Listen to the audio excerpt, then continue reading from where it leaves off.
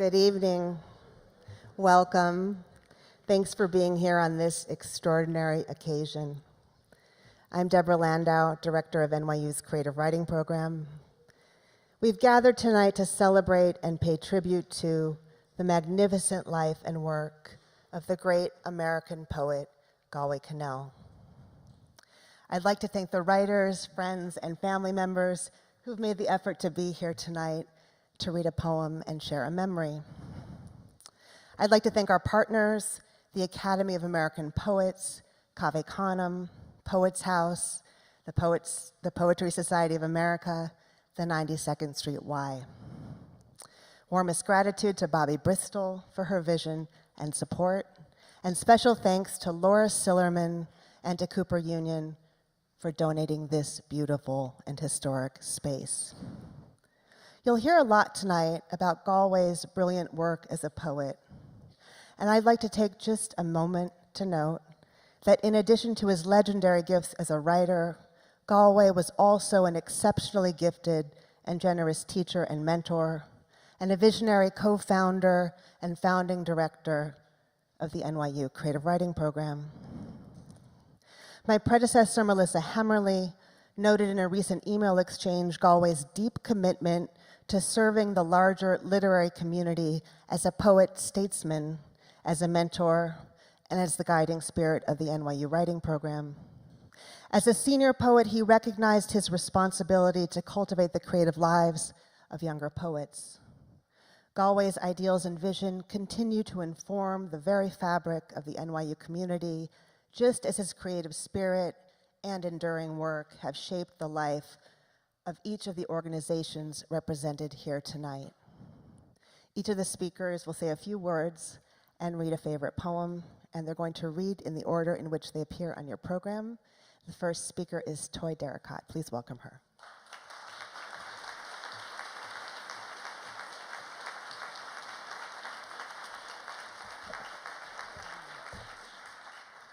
What an audience. I have the feeling that a lot of people here love and are grateful to Galway in the same way I am. So it's wonderful to celebrate with you and feel so much a part of this community. So mostly I want to talk about how I loved and love Galway, and talk about what he did for me. He wasn't a best friend, but he was the great poetry teacher of my life. And what I mean by that is there are certain people that I chose to watch, and I would just watch what they did. And I would watch his poetry, but I would also watch the way he lived his life, and as he got older and even as he died. And I learned how to be a poet by watching him. Sometimes I would watch him literally, like I remember at NYU, sometimes when somebody would read a poem, he would be very quiet. He wouldn't say much. And I figured he was just being nice, to us. But I would always watch his right eyebrow, which it seemed to leap. And I could thinking he could hardly contain himself, from leaping across the table. But he was the first person at NYU that I told that I'm black. And I told him how uncomfortable I was being the only one in every class, and how uncomfortable it was to write about it. And he said, "What can I do to help?" And I learned a lot about being a poet and loving people. So 20 years ago, Cave Canem came into being, and the Foundation for African American Poets, and he has been one of our principal supporters from the beginning. So I wrote a little poem about mortality, which is one of his subjects, and how the things that we value stay with us. You'll notice that I'm stealing a few words from his poems. I may forget where Verona, PA is, And my sweetheart may have to remind me it's the town we pass through each time we drive to his house. And I may forget the name of that Thai restaurant we head for, but I remember that poem of Galway's, almost word for word, about the springs the stubbornness has been loved out of. And as each word uncurls, I remember the tail, T-A-I-L, of the sow touched back to loveliness. And I may forget who you are, who I am. Already the black holes are impregnating my brain with dark stars. But I know a great poet still passes there who makes and remakes these singing words. And I'm going to read from the avenue bearing the initial of Christ into the New World. There's 14 sections. I'm going to read section 6. Starts with an epigraph. These may be Galway's words because it's not attributed. Was diese kleine Gasse doch für ein Reich an sich war. What was this little alley but an empire in itself?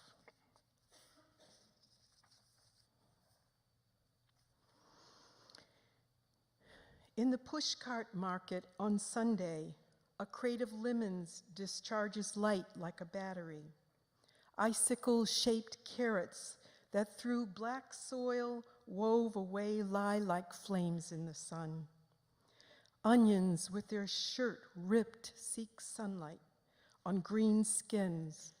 The sun beats on beets dirty as boulders in cow fields, on turnips pinched and gibbous from budging rocks, on embery sweets, on Idahos, Long Islands, and Maines, on horseradishes, still growing weeds on the flat ends, on cabbages lying about like sea green brains the skulls have been shucked from, on tomatoes, undented plum tomatoes, alligator-skinned cucumbers that float pickled in the wooden tubs of green skim milk.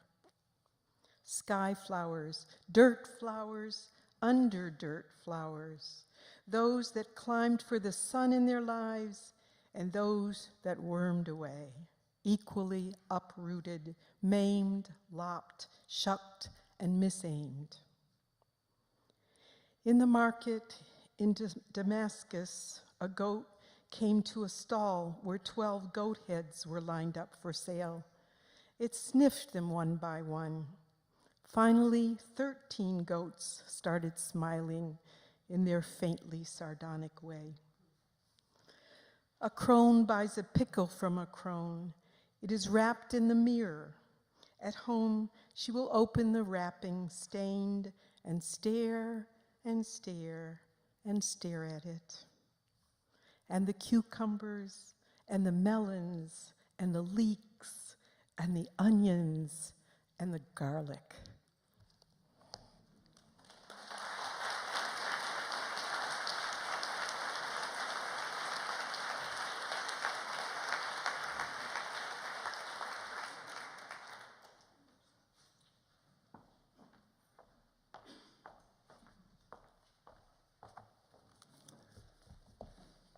I want to tell you two brief stories about Galway.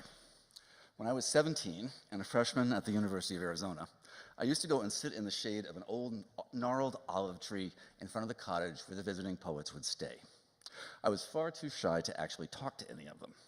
But from that vantage point, I saw Phil Levine and Mark Strand, Jim Tate and William Stafford, Allen Ginsberg, and of course Galway, emerge from the cottage door and walk in the brilliant sunlight. Each of them seeming to me, in fact, to walk not quite touching the ground.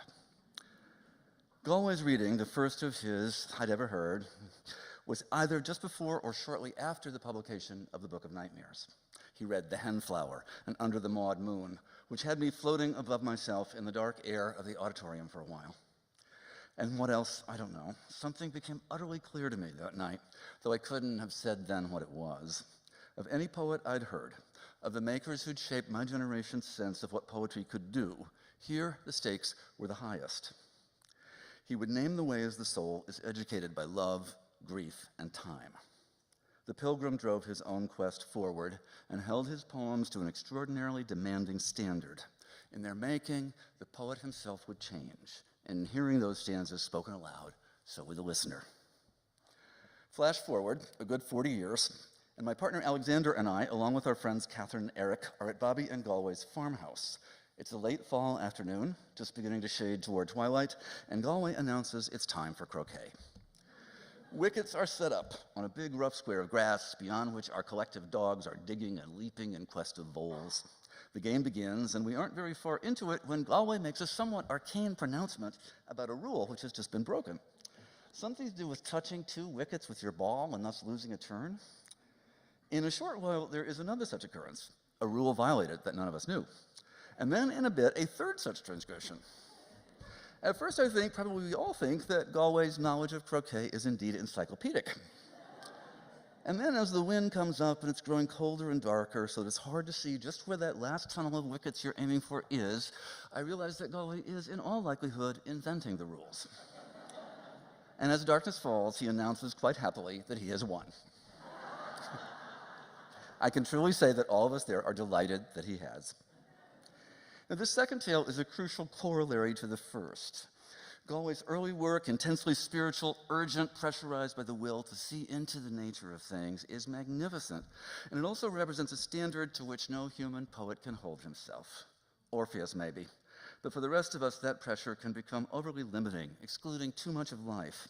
And therefore, Galway had the good sense, the genius, to do things differently. His late work is wonderfully funny, formally inventive, and wild in its thinking. I read the poems of the last 15 years or so, and often I don't know where we're going, and then suddenly they arrive at a kind of presence, an accumulation of humor and anecdote, question and intuition and loopy idea. And here, miraculously, is some sort of poem we've never seen before. I'm going to read you one of those, a poem made entirely of questions, and I have never read anything like it. I suspect it teaches us how to be a spirit and a body, how to be profound and ordinary, idiosyncratic. And for a poet, it teaches this. You can go to the mountaintop for a vision, and you can come back to the mud and tenderness of the daily world, and one may be as good and as rich as the other. Why regret? Didn't you like the way the ants helped the peony globes open by eating the glue off? Weren't you cheered to see the ironworkers sitting on an I-beam dangling from a cable in a row like starlings, eating lunch, maybe bologna on white with fluorescent mustard? Wasn't it a revelation to waggle from the estuary all the way up the river, the Kill, the Pearl, the Run, the Rent, the Beck, the Syke barely trickling to the shock of a spring? Didn't you almost shiver hearing book lice clicking their sexual dissonance inside an old Webster's New International, perhaps just having eaten out of it Isle, Zeister, and Thalassicon? What did you imagine lies in wait anyway at the end of a world whose subsubstance is gleam, gleet, birdlime, slime, mucus, muck? Forget about becoming emaciated. Think of the wren and how little flesh is needed to make a song. Didn't it seem somehow familiar when the nymph split open and the mayfly struggled free and flew and perched, and then its own backs broke open, and the imago, the true adult, somersaulted out and took flight, seeking the swarm, mouth parts vestigial, alimentary canal come to a stop, a day or an hour left to find the desired one? Or when Casanova took up the platter of linguine and squid's ink and slid the stuff out the window, saying, telling his startled companion, the perfected lover does not eat. As a child, didn't you find it calming to imagine pinworms as some kind of tiny batons, giving cadence to the squeezes and releases around the downward march of debris? Didn't you glimpse in the monarchs what seemed your own inner blazonry flapping and gliding in desire in the middle air? Weren't you reassured to think those flimsy, hinged beings, and then their offspring, and then their offspring's offspring, could navigate, working in shifts, all the way to Mexico, to the exact plot, perhaps the very tree, by tracing the flare of the bodies of ancestors who fell in the same migration a year ago? Doesn't it outdo the pleasures of the brilliant concert to wake in the night and find ourselves holding hands in our sleep?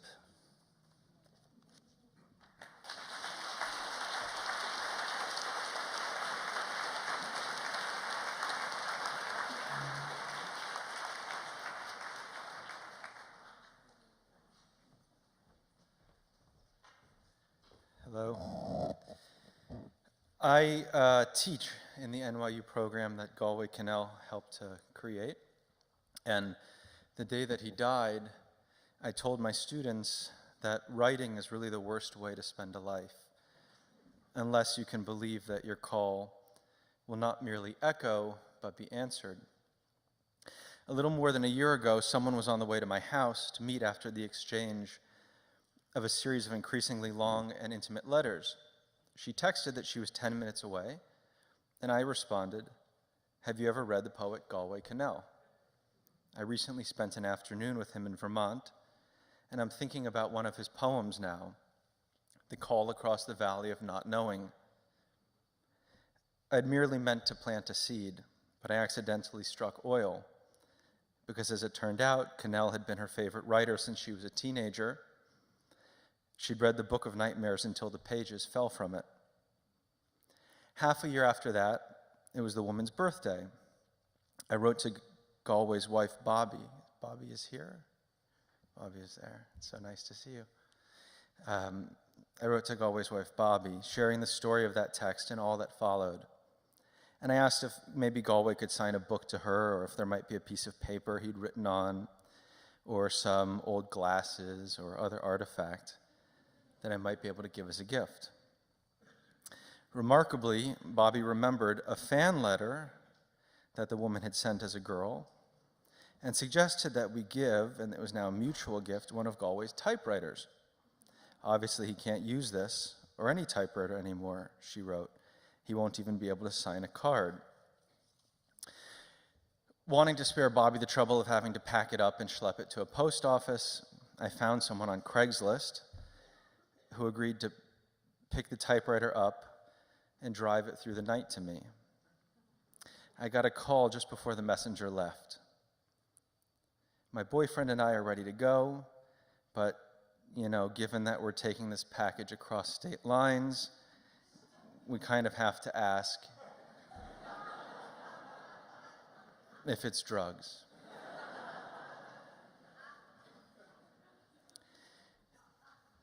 I told her it was the typewriter of a great poet. After a moment, she said, "I actually believe you." When they arrived 6 hours later, the three of us drank coffee and shared some stories. She and her boyfriend held hands the whole time. 3 months later, Galway Kinnell died, and I told my class that writing is the worst of all ways to spend a life, unless you can maintain belief in the return call. It wasn't at all clear to me how much Galway understood that afternoon I spent with him at his home in Vermont. At one point, while eating lunch, he put his enormous hand, probably the biggest hand I've ever seen in my life, on Bobby's face as if to conceal the near future from her. Behind him, in a lumpy plastic bag hung on the kitchen's doorknob, was a small placard that read, "Socks in search of partners."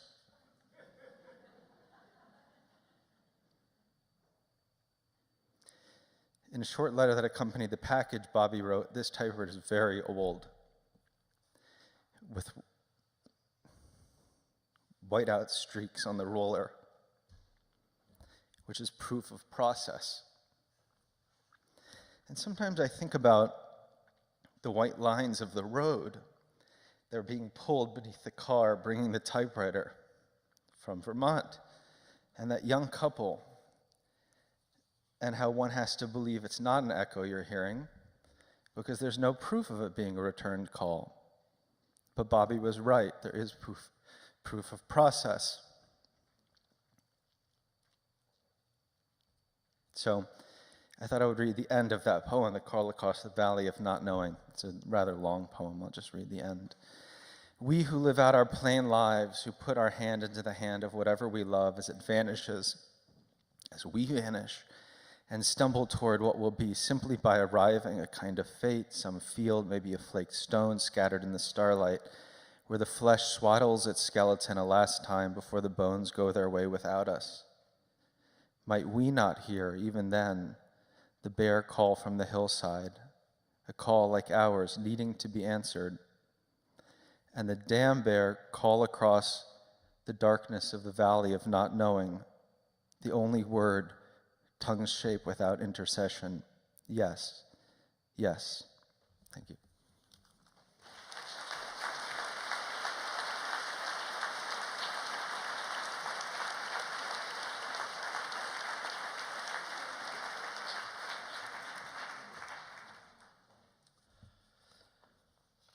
Well,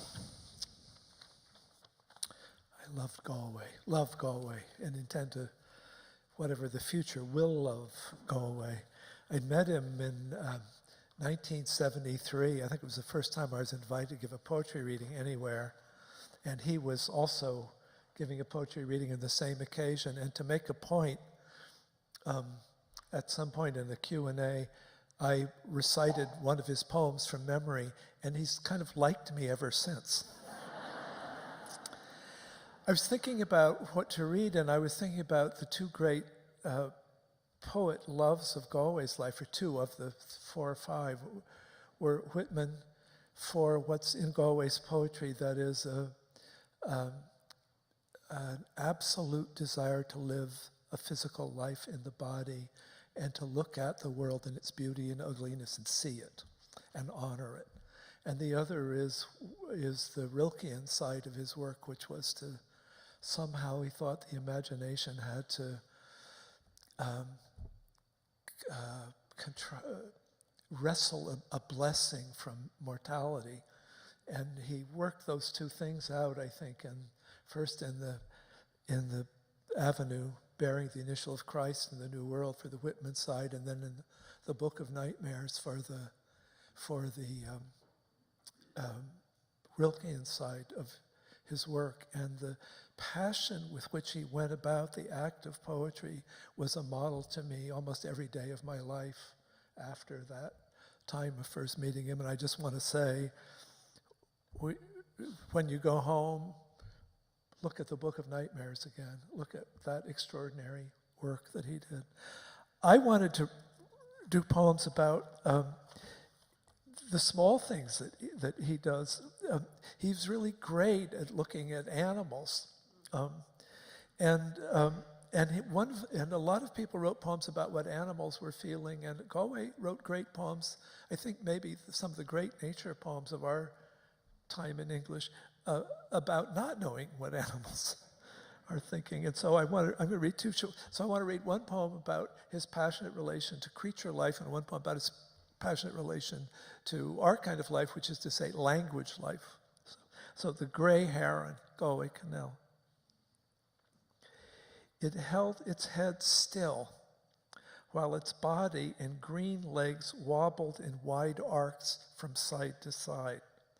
When it stalked out of sight, I went after it, but all I could find where I was expecting to find the bird was a 3-foot-long lizard in ill-fitting skin and with linear mouth expressive of the even temper of the mineral kingdom. It stopped and tilted its head, which was much like a field stone with an eye in it, which was watching me to see if I would go or change into something else.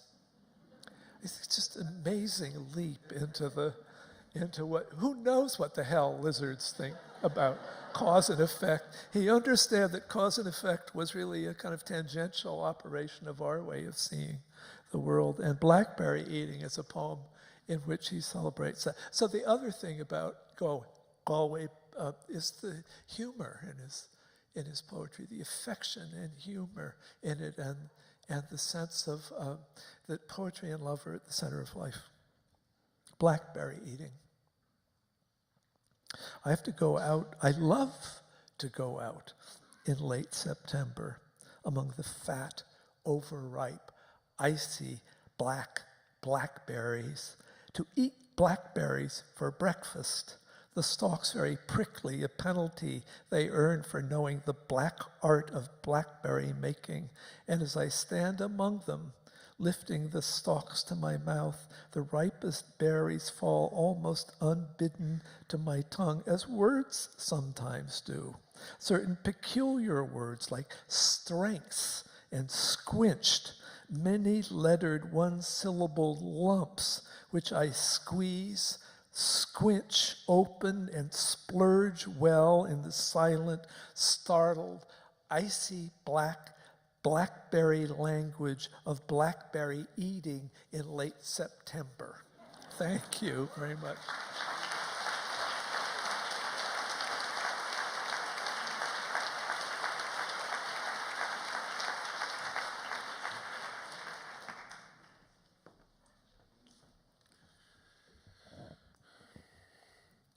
I met Galway in 1982. I just published a book. I'd been reading him my whole life. I was just in awe to meet him, and I was his assistant at Breadloaf. I didn't really talk to him much, but every day he'd come into class and say, Eddie and I were thinking about what we should do today, and we decided this is what we should do. I felt so great about it, even though I really didn't have anything to say. Every day I came in and he'd say, this is what Eddie and I decided to do. I felt great. And so after, I guess it was 8 days, we came in, and before he could say anything, I said, Galway and I decided that today we should write a poem of praise. And he goes, you know, that's not a bad idea. Like almost everyone on this stage, we were formed by reading him. I mean, I was in my 30s, he was in his 50s, so when I was in my 20s, he was in his 40s. And I just can't tell you how formative it was to read those books, poem by poem and book by book. And Bob mentioned the two dimensions, the two sides of his work, the Rilkean side and the Whitman-esque side. One of the things I want to say about the Whitman-esque side was how rare it was in American poetry. Just remember that the great edifice of modernism was American modernism, especially through Pound and Eliot, was really a poetry of despair. And it was really a poetry of a sense of a botched civilization, of a wrecked world. And they were somewhat contemptuous of Walt Whitman. And Galway belonged to a generation, and he wasn't the only one, but he had an absolutely different approach. And it was a radical approach in the 20th century to try and write a poetry of praise, to try and write a poetry of celebration, and to do that through free verse. And his models there were Christopher Smart and Walt Whitman. And behind it was the idea that despite the despair, despite the sorrow, despite the grief, despite the social injustice, we should try to praise the natural world and try to live in our bodies in that world. It was really a very radical thing to do, because for modernists, anything like free verse that was of the kind that he wanted to write with such a democratic ethos was considered sentimental. But he decided to inhabit the body and to write a poetry of great passion. And it reminded us that American poetry could be a poetry of joy. It didn't have to only be a poetry of sorrow. I've always really treasured that side of his work.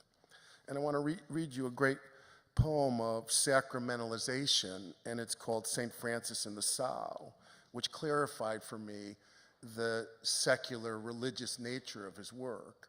The other thing about his free verse is it's so natural seeming that you can miss how skillful it is. And the test of his sincerity is how naturally it's done. So this poem is all one sentence. St. Francis and the Sow. The bud stands for all things, even for those things that don't flower, for everything flowers from within of self-blessing. Though sometimes it is necessary to reteach a thing its loveliness, to put a hand on its brow of the flower and retell it in words and in touch, it is lovely, until it flowers again from within of self-blessing. As St. Francis put his hand on the creased forehead of the sow and told her in words and in touch blessings of earth on the sow, and the sow began remembering all down her thick length, from the earthen snout all the way through the fodder and slops to the spiritual curl of the tail. From the hard spininess spiked out from the spine, down through the great broken heart, to the sheer blue milk and dreaminess spurting and shuddering, from the 14 tits into the 14 mouths, sucking and blowing beneath them, the long, perfect loveliness of sow. Thank you.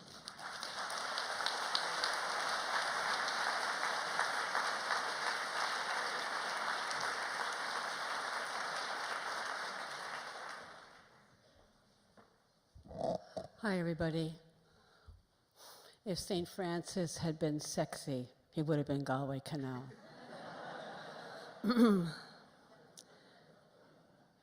The loveliness of Sal. I'm falling through time here, sitting and listening to some of the stories. When I first came to New York, where are you, Bobby? There you are. I was a friend of Stanley Kunitz's, and Stanley and Galway were very close. And I was invited with Stanley over to Bobby and Galway's one night for a dinner. One of the things Galway did was he created communities. He gathered poets together so we could all talk to each other. I remember the first night I went over there, I couldn't even believe I was walking over to Galway Kinnell's apartment. And then I was asked back again and again. And one of the things Galway did was he would ask questions of everybody at the table, and then he would ask a question about your answer. And then he would ask a question about that answer. It's a rare thing, you know, to have that kind of curiosity. But I was thinking of Charlie Williams and how he wanted to be here tonight. And one night when I was there were all these, I think of these guys as the kings, you know, Galway. Charlie Williams, William Matthews, Robert Bly might have been there. They were all contemporaries. And so I said to them, how did you guys meet? And Charlie Williams told the most amazing story. I teach at Sarah Lawrence, and he said, well, we had just read this book, Bill Matthews and I, by this poet named Galway Kinnell. And we heard he was going to read at Sarah Lawrence. So we took the train up there. This was so strange to be listening to this story 40 years later when I was teaching at Sarah Lawrence. It was a winter night. They arrived. They sat with the crowd waiting for this Galway Kinnell to arrive. And they heard someone came in and said, what was it, Bobby? His car broke down or something. It was snowy. Something had happened. And he would be a while, but he was going to make it. So everybody waited and waited and waited. But it was a snowy night, and it was cozy in the room, and they waited and waited. And after about an hour and a half, the door banged open, and in walked this man. And Charlie Williams looked across the table into Galway's face and said, and in walked the most handsome man I've ever seen. And then they heard him read. And to hear them talk about going to hear Galway, you know, and to hear him for the first time and meet him for the first time was extremely moving to me.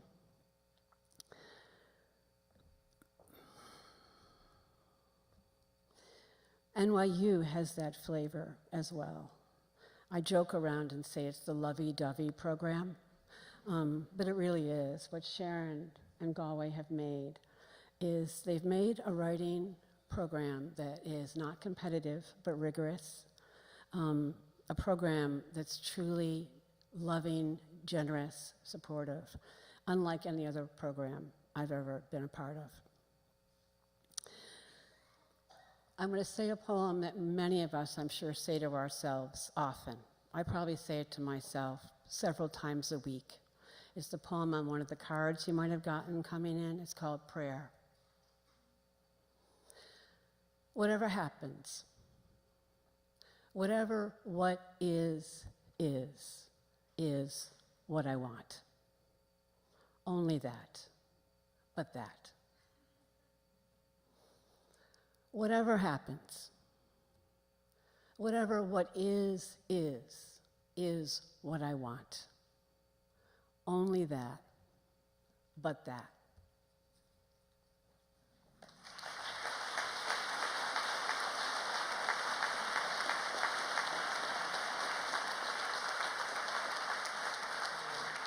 Short story or whatever. So now I'm going to read two more poems. One by me and another by Yeats again. The one by me is a fragment, a part of a longer poem, and has to do with the birth, not of Maud this time, but of Fergus. And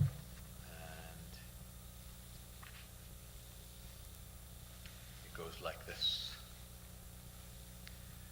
A black bear sits alone in the twilight, nodding from side to side, turning slowly around and around on himself, scuffing the four-footed circle into the earth. He sniffs the sweat in the breeze. He understands a creature, a death creature, watches from the fringe of the trees. Finally, he understands, I am no longer here. He himself, from the fringe of the trees, watches a black bear get up, eat a few flowers, trudge away, all his fur glistening in the rain. And what glistening? Sancho Fergus, my boy child, had such wide shoulders. When he was born, his head came out. The rest of him stuck, and he opened his eyes, his head out there, all alone in the room. He squinted with pained, barely unglued eyes at the 9th month's blood splashing beneath him on the floor, and almost smiled, I thought, almost forgave it all in advance. And when he came wholly forth, I took him up in my hands and bent over and smelled the black glistening fur of his head, as empty space must have bent over the newborn planet and smelled the grasslands and the ferns.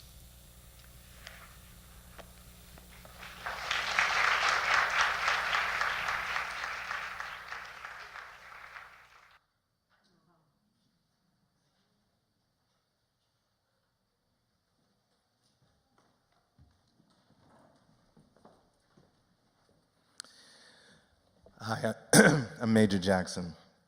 My first time talking to Galway Kinnell was August of 1997, and I had been hired to book a reading in which he was to feature in Portland, Oregon. And I can't believe my boss gave me his number and said, call him. And I pushed it back and said, you call him. I'll probably bumble through, but I did call him, had a terrific conversation. We talked about Vermont and the weather there. And it was time for me to ask him for his address to send him the contract. And he said, Galway Kinnell, Sheffield, Vermont, 054 something. And I said, that's it? He said, Galway Kinnell, Sheffield, Vermont, 05. I thought, wow, he's so big. He has his own town. Or Sheffield is so small. Having now living in Vermont, I know that he's both big and he is an inextricable part of that community in the Northeast Kingdom. I also want to say that it's hard not to read deeply into American poetry and not encounter Galway Kinnell. He's someone, when I was in graduate school, you read all of his work, you read his interviews, you found audio, you found videos of him. And one of those videos that I found was an excerpt of him talking in that series, Voices and Visions. And he is talking about Whitman. That's the kind of subtext here. And in that video, he makes this fantastic observation and statement that has been one of the kind of guiding thoughts that rings in my mind when I am writing. He said, most poets, when they talk about poets, they talk about how they have a great ear. But Whitman had a great mouth. And if you ever heard Galway read, you know that just as important to him as what he was uttering was the elements of what he was uttering, the words themselves. That is a lesson for all of us who are students of the art, and those of us who are current students, I would say, he's one poet that you should go to, and he'll lead you back to other poets like Whitman. I met him maybe on half a dozen times, and every time he was sharply dressed. And I'm going to say that because no one's ever going to say that. He was a snazzy dresser. I've decided to read his poem, The Perch. This is a poem, like many of his poems that was said earlier, that kind of marries the natural world with the sensuousness of the natural world, with the sensuous of the human body, the human and human experience, and celebrates that in when I say romantic, I don't mean in a love kind of way, but in the British romantic sense, that the natural world is indeed the space in which we kind of find evidence of ourselves. The Perch. There is a fork in a branch of an ancient, enormous maple, one of a grove of such trees where I climb sometimes and sit and look out over miles of valleys and low hills. Today on skis, I took a friend to show her the trees. We set out down the road, turned in at the lane which a few weeks ago, when the trees were almost empty and the November snows had not yet come, lay thickly covered in bright red and yellow leaves. Crossed the swamp, past the cellar hole holding the remains of the 1850s farmhouse that had slid down into it by stages in the 30s and 40s. Followed the overgreen logging road and came to the trees. I climbed up to the perch, and this time looked not into the distance, but at the tree itself, its trunk contorted by the terrible struggle of that time when it had its hard time. After the trauma, it grows less solid. It may be some such time now comes upon me. It would have to do with the unaccomplished and with the attempted marriage of solitude and happiness. Then a rifle sounded several times, quite loud, from across the valley, percussions of the custom of male mastery over the earth, the most grateful, most alert of the animals being chosen to die. I looked to see if my friend had heard, but she was stepping about on her skis, studying the trees, smiling to herself, her lips still filled, for all we had drained them with hundreds and thousands of kisses. Just then she looked up, the way from low to high the God blesses, and the blue of her eyes shone out of the black and white of bark and snow, as lovers who are walking on a freezing day touch icy cheek to icy cheek, kiss, then shudder to discover the heat waiting inside their mouths.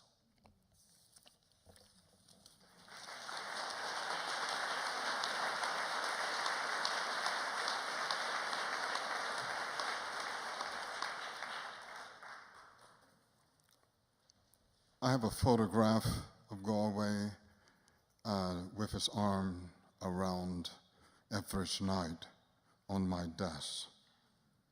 And I realized that he is still instructive to me. And it has everything to do with the sounds within the context of language. Galway was also an activist, but he didn't really talk about that moment where he was so active in the South. And I'm going to read a poem that I wrote for him years ago. It's called Praise Be. When the trees were guilty, hugged up to history, and locked in a cross brace with Whitman's Louisiana live oak, you went into that mossy weather. Did you witness the shotguns at Angola, riding on horseback through the tall sway of sugarcane, the glint of blue still, and the blood-red strawberry fields?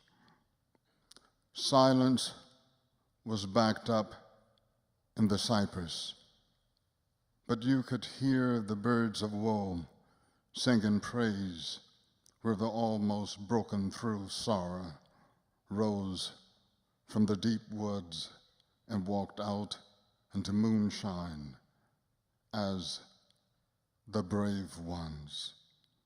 You went among those who had half a voice, whose ancestors mastered quicksand by disappearing. Maybe our paths cross, ghosts hog-tied in the wounded night. But it is only now I say this: go away. Thanks for going down into our fierce hush at the crossroads to look fear in the eye. Galway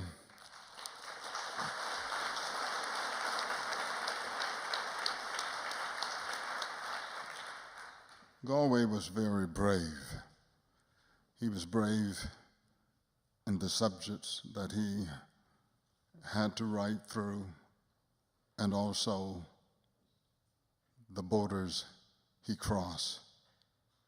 His immense capacity for friendship that broke many locks.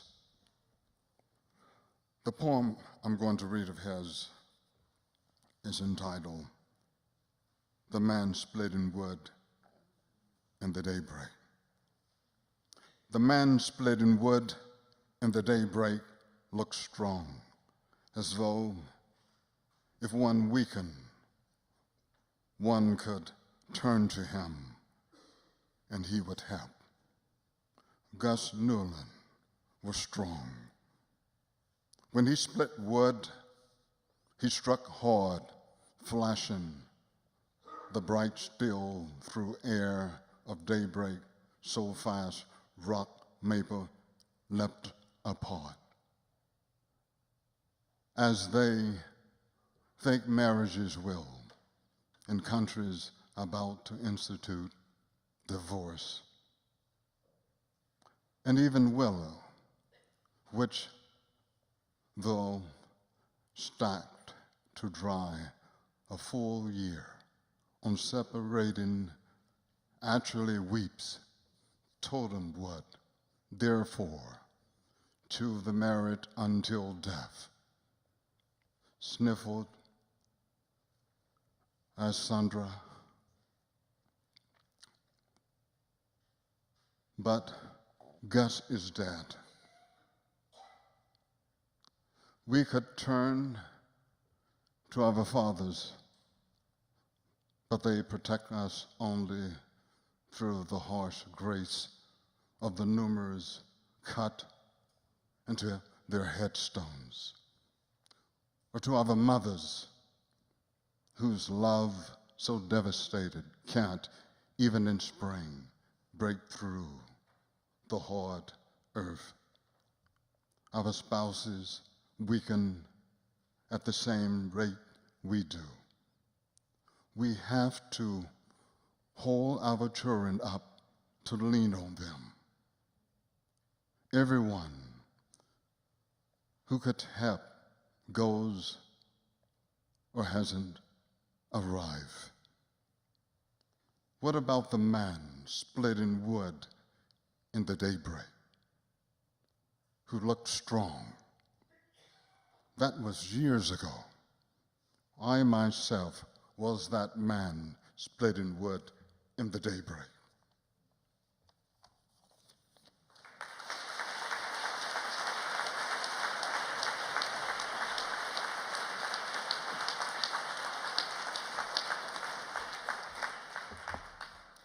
Little sleep's head sprouting hair in the moonlight. You cry, waking from a nightmare. When I sleepwalk into your room and pick you up and hold you up in the moonlight, you cling to me hard, as if clinging could save us. I think you think I will never die. I think I exude to you the permanence of smoke or stars, even as my broken arms heal themselves around you. I have heard you tell the sun, don't go down. I have stood by as you have told the flower, don't grow old, don't die. Little Maud, I would blow the flame out of your silver cup. I would suck the rot from your fingernail. I would brush your sprouting hair of the dying light. I would scrape the rust off your ivory bones. I would help death escape through the little ribs of your body. I would alchemize the ashes of your cradle back into wood. I would let nothing of you go, ever, until washerwomen feel clothes fall asleep in their hands, and hens scratch their spell across hatchet blades, and rats walk away from the cultures of the plague, and iron twists weapons towards the true north, and grease refuses to slide in the machinery of progress, and men feel as free on earth as fleas on the bodies of men, and the widow still whispers back and forth with the presence no longer beside her in the dark. And yet, perhaps, this is the reason you cry, this the nightmare you wake crying from, being forever in the pre-trembling of a house that falls. In a restaurant once, everyone quietly eating, you clambered up on my lap, to all the mouthfuls rising toward all the mouths. At the top of your voice, you cried your one word, kaka, kaka, kaka. And each spoonful stopped a moment in midair in its withering steam. Yes, you cling because I, like you, only sooner than you, will go down the path of vanished alphabets, the roadlessness to the other side of the darkness, your arms like the shoes left behind, like the adjectives in the halting speech of old men, which once could call up the forgotten nouns. And you yourself, some impossible Tuesday in the year 2009, will walk out among the black stones of the field in the rain, and the stones saying over their one word, CG, CG, CG, and the raindrops hitting you on the fontanelle over and over, and you standing there, unable to let them in. If one day it happens, you find yourself with someone you love in a cafe at one end of Pont Mirabeau, at the Zinc Bar, where wine finds its shape in upward opening glasses, and if you commit then, as we did, the error of thinking, one day this will only be memory, learn to reach deeper under the sorrows to come, to touch the almost imaginary bones under the face, to hear under the laughter the wind crying across the black stones. Kiss the mouth that tells you here, here is the world, this mouth, this laughter, these temple bones, the still undanced cadence of vanishing. In the light the moon sends back, I can see in your eyes the hand that waved once in my father's eyes, a tiny kite wobbling far up in the twilight of his last look. And the angel of all mortal things lets go the string. Back you go into your crib. The last blackbird lights up his gold wings, farewell. Your eyes close inside your head in sleep. Already in your dreams the hours begin to sing. Little sleep's head sprouting hair in the moonlight. When I come back, we will go out together. We will walk out together among the 10,000 things, each scratched in time with such knowledge. The wages of dying is love.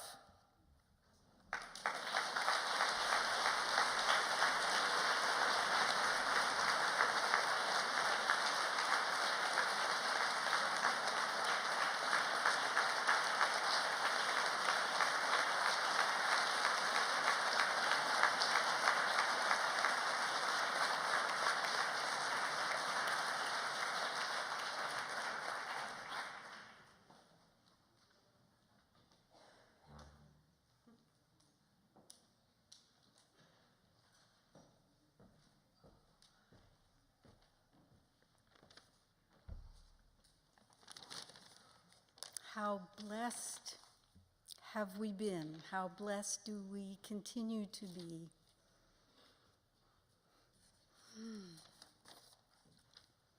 The genius and the friendship and the humor, the kindness. I've been remembering things. I've been thinking of, we've had events here before, many events when Galway was here in this wonderful underground Caracalla kind of Roman space. And I think of NYU. And I think of how sweet my gratitude is to have been working in that program with Galway and Yusef, to have such brothers at my side. How amazing. And in Squaw Valley, community with Bob and with Galway. And I remembered the day 30 years ago when Galway and I bought our twin fax machines and our kind of matching softball gloves. And then for, I don't know, 20 years, those machines were puttering, often every day, puttering, sending a poem this way, and then sending it back with the marks all over it. So I want to read first Galway's poem, Shelley. All the music we've been hearing. This is more of the moral music of Galway's voice. Not that there's any contrast between the two. Shelley. When I was 20, the one true free spirit I had heard of was Shelley. Shelley, who wrote tracts advocating atheism, free love, the emancipation of women, the abolition of wealth and class, and poems on the bliss of romantic love. Shelley, who I learned later, perhaps almost too late, remarried Harriet, then pregnant with their second child, and a few months later ran off with Mary, already pregnant herself, bringing with them Mary's stepsister, Claire, who very likely also became his lover. And in this malaise à trois, which Shelley had imagined would be a paradise of exiles, they lived, along with the specter of Harriet, who drowned herself in the Serpentine, and of Mary's half-sister Fanny, who killed herself maybe for unrequited love of Shelley, and with the spirits of adored but often neglected children conceived incidentally in the pursuit of Eros, Harriet's Ianthe and Charles denied to Shelley and consigned to foster parents, Mary's Clara dead at 1, her Wilmouse, Shelley's favorite, dead at 3, Elena, the baby in Naples, almost surely Shelley's own, whom he adopted and then left behind, dead at 1.5, Allegra, Claire's daughter, by Byron, whom Byron sent off to the convent at Bagnacavallo at 4, dead at 5. And in those days, before I knew any of this, I thought I followed Shelley, who thought he was following radiant desire.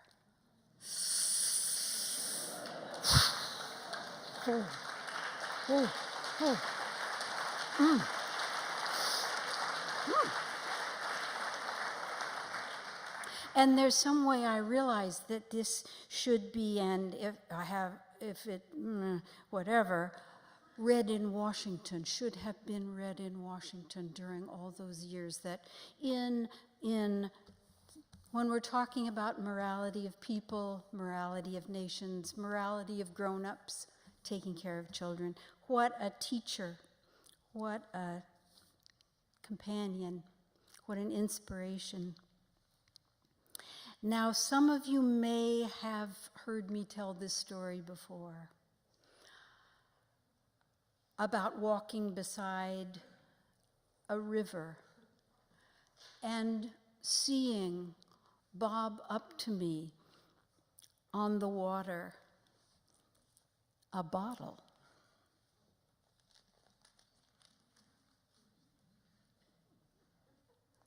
This bottle. And taking this bottle out of the water and taking out of the bottle this, oh,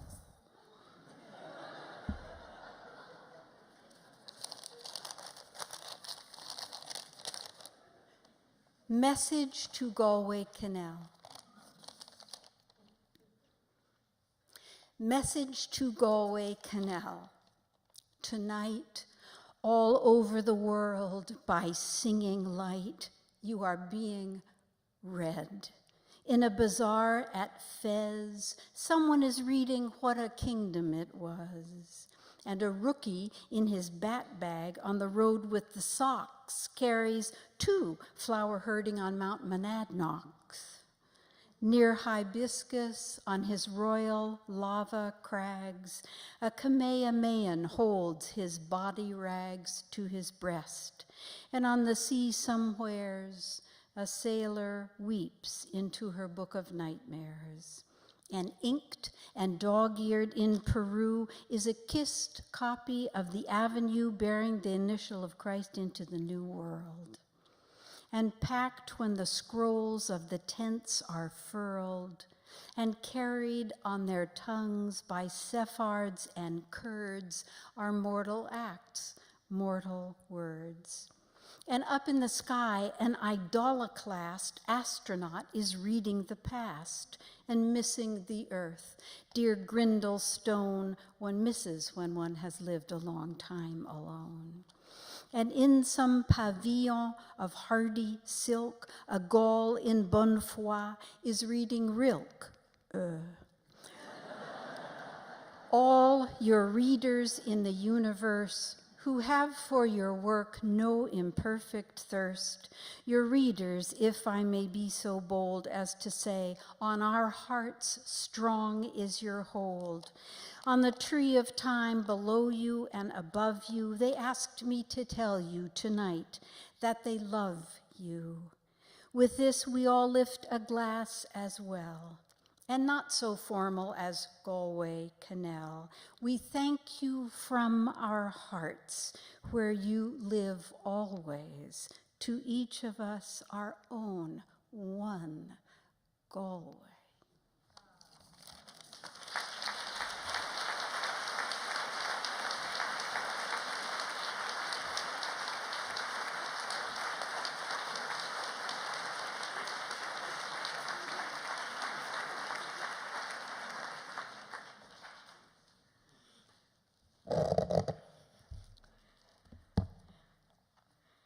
Well, certainly it's hard to be eating oatmeal without Galway, because we have his poem, Oatmeal. And I want to read it first and then say some things, because it was through Galway's poems that I came to know him years before. When I read The Bear, I'm sorry we don't have it tonight because Charlie Williams couldn't come. But you can go home and read it, and then you'll understand Galway through his totem, the bear. But when you eat oatmeal, I eat oatmeal for breakfast.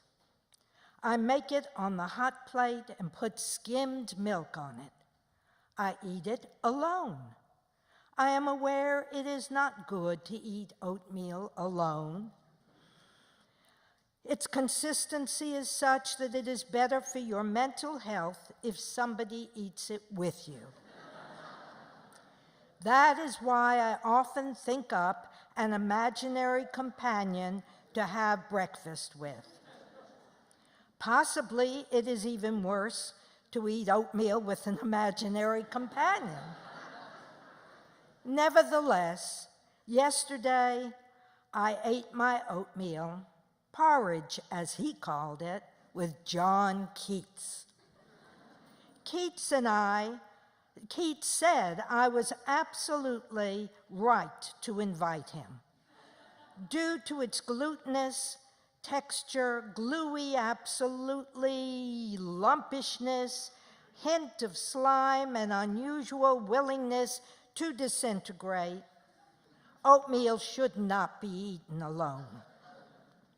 He said that in his opinion, however, it's perfectly okay to eat oatmeal with an imaginary companion.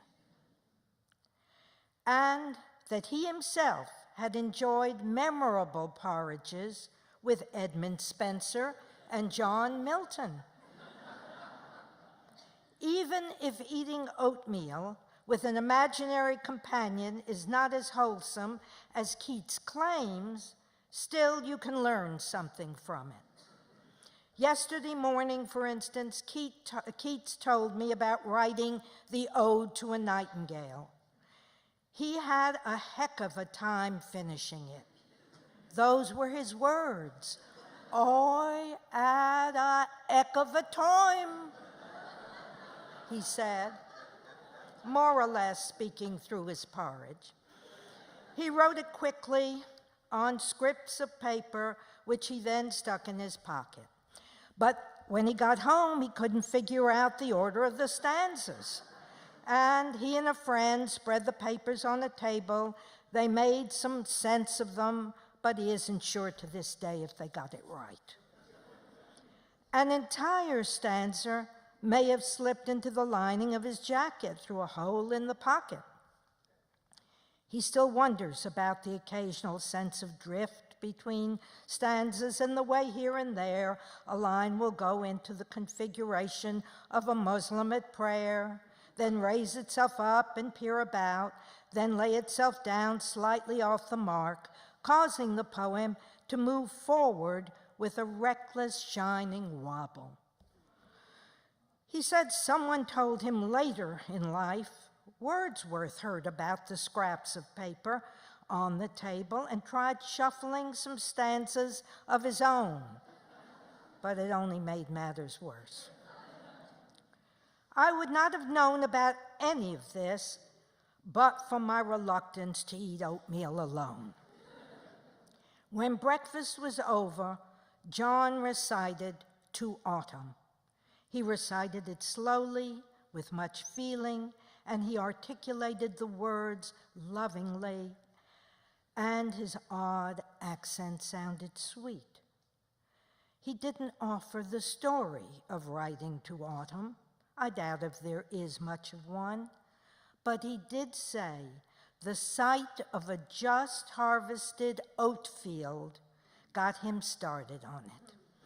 And two of the lines, for summer has o'erbrimmed their clammy cells, and thou watchest the last oozings hour by hour, came to him while eating oatmeal alone.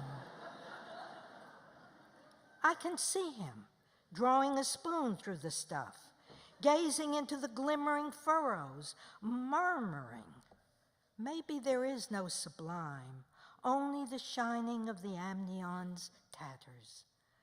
For supper tonight, I am going to have a baked potato left over from lunch. I am aware that a leftover baked potato is damp, slippery, and simultaneously gummy and crumbly. And therefore, I'm going to invite Patrick Kavanaugh to join me. Thank you.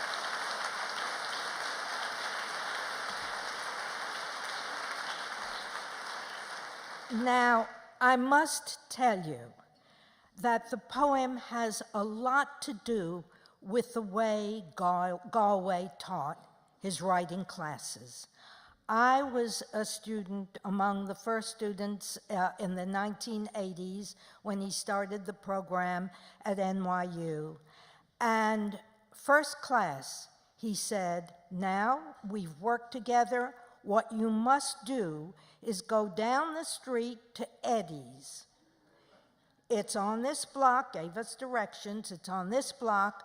Go there, sit at table, order food and wine, and continue the conversation. And we did. I mean, we took instruction. He was the teacher. We did that. Every week we did that. And some of the people in that class are still part of my life, because what he taught me was not only how to craft poems, but how to make a family of poets. And look at us, look at us. It is how to make a life as well as how to make a poem. And when the end of a semester came, Galway wouldn't let us leave for the summer without sitting down to eat together. That's how I met Toy. And one year, and this is the last anecdote about this gift of his, he was to read at the Ladies' Garment Workers Union camp in the Poconos. And he said yes, he would do that if they would house his class. And so at the end of May, we all went to Pennsylvania, worked on poems, had dinner together, and then heard Galway read. And that gift of not leaving each other without sitting down at table, without working on our poems together, often without his fettuccine, will enable me to see Galway every time I see fettuccine on a menu, and certainly every time I eat oatmeal.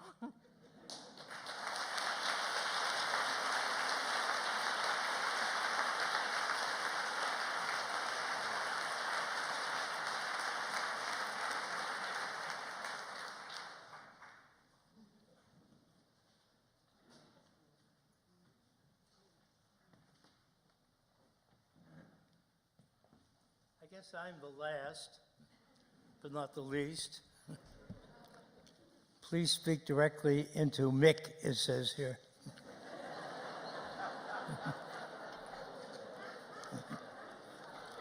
I've never spoken directly into a Mick. I want to remember Galway most of all as a dear personal friend. I loved him very much. But I also want us to remember some of the things he did and stood for. He was a generous and loving friend and a supporter of so many people. I think the first time I became aware of him was on the cover of Life magazine in the 50s, a young poet registering voters in the Deep South with a bloody bandage on his head. He was a great teacher, and I was a colleague of his at the Y and at Sarah Lawrence and at NYU. He was an organizer of events, a great master of ceremonies. He led the bridge walk for many years. The one thing, and he tended to or nursed, as Whitman did, his dear friend James Wright, his last few weeks. And he was Etheridge Knight's teacher when Etheridge was in jail. And I think the most tender poem that Etheridge wrote is called Dear Galway. I like to remember in particular a celebration we had in a church. I can't remember which church it was, that we read Jubilate Anno, and so many of us fought over the poem we wanted to read, you know. Jeffrey, our cat Jeffrey. I think James Wright read it that day. And Phil Levine was there. James Wright, of course. Etheridge. Muriel Rukeyser was there. And later he wrote a beautiful, well, it was a reminiscence of that event and an extraordinary poem. And I also want to remember what was, I think, the last poem he wrote. There were two poems. I can't remember the name of one of them. The other was called Gravity. And I believe it was the very last poem he wrote.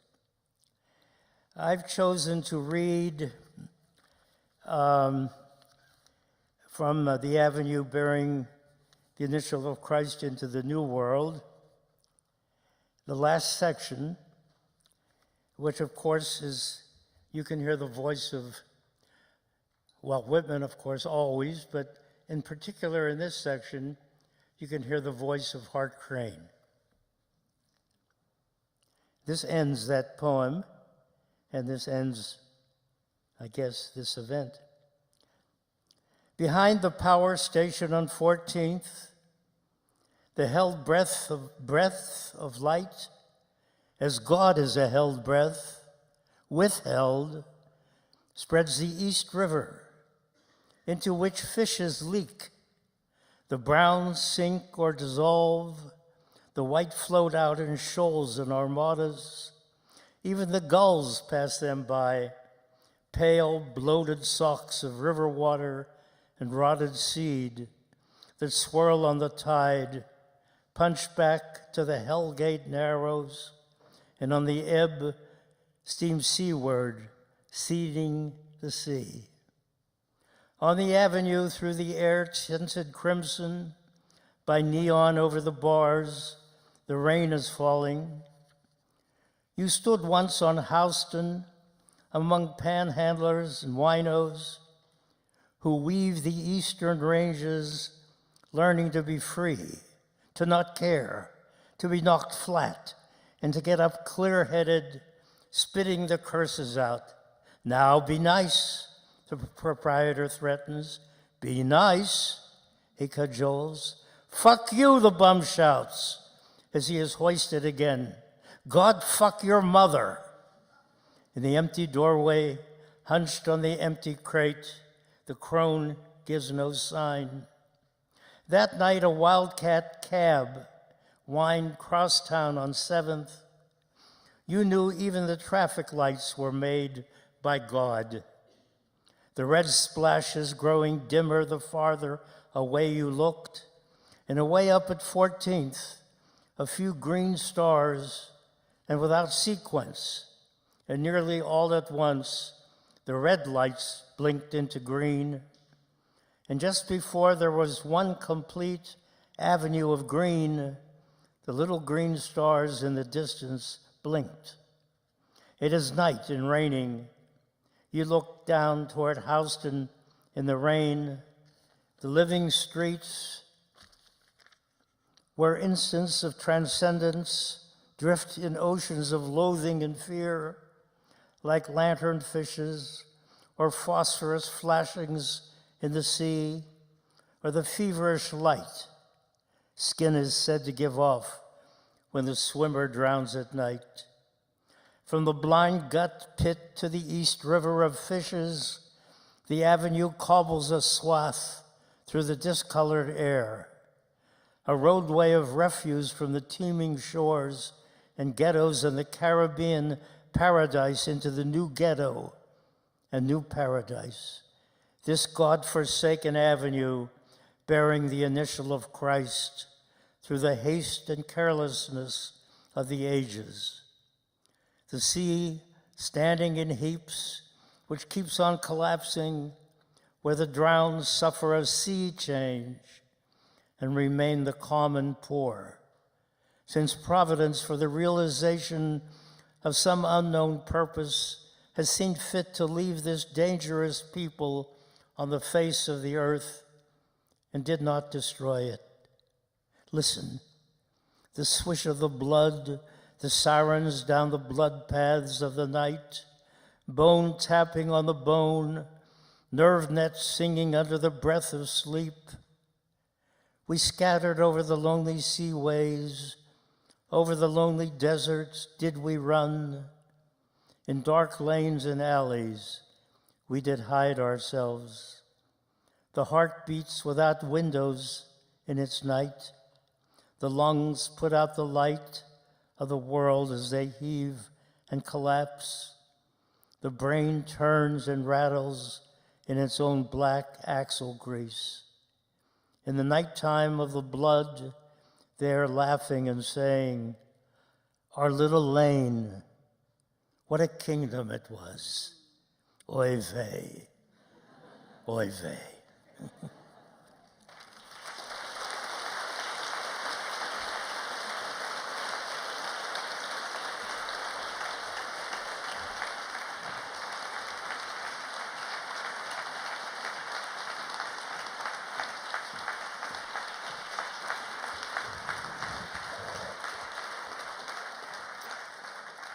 Thank you for those beautiful readings and those beautiful stories. Thanks to all of you for listening. Galway's books are for sale in the lobby, so you can bring the poems home with you. Have a wonderful evening.